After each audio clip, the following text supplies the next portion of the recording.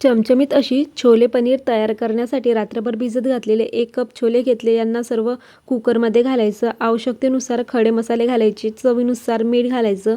1 glass पाणी घालून हाय फ्लेमवरती 1 city करून घ्यायची आणि नंतर मीडियम फ्लेमवरती 3 ते 4 सिट्या होऊ द्यायच्या आहेत आणि स्वतःहून थंड होऊ द्यायचं. आता थंड झालेलं आहे, चेक करूयात. छान सॉफ्ट शिजल्या गेलेले आहे. यामधील सर्व खडे मसाले काढायचे. उकडलेले चणे चाळणीवरती काढून ठेवायचे. आता एका पॅनमध्ये तेल गरम केलं. तेल गरम झालं की जिरे घालायचे. कांदा, आले लसूण कोथिंबीरची पेस्ट आणि मिरची घेतलेली आहे हिरवी, छान असं शिजू द्यायचं. आता यामध्ये मसाले घालायचे आहेत.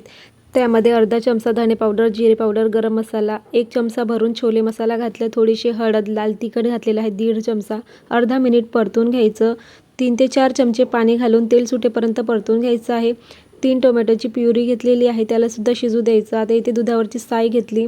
छान मसाला शिजला गेलेला आहे. यामध्ये चाळणीवरती काढून घेतलेले छोले घालायचे. 2 मिनिट परतून घ्यायचं. उकडलेलं पाणी यामध्ये घालायचं आहे आणि अर्धा ग्लास यामध्ये गरम पाणी घालायचं आहे आणि छान 10 मिनिटांसाठी झाकण लावून शिजू द्यायचं आहे व्यवस्थित असं. 10 मिनिटानंतर यामध्ये फ्राय केलेले पनीर घालायचे. भरपूर असा कोथिंबीर घालायचा आहे. चवीनुसार मीठ घालायचं आणि छान असं शिजू द्यायचं आहे 5 मिनिटांसाठी. चमचमीत अशी छोले पनीर तयार. थँक्यू.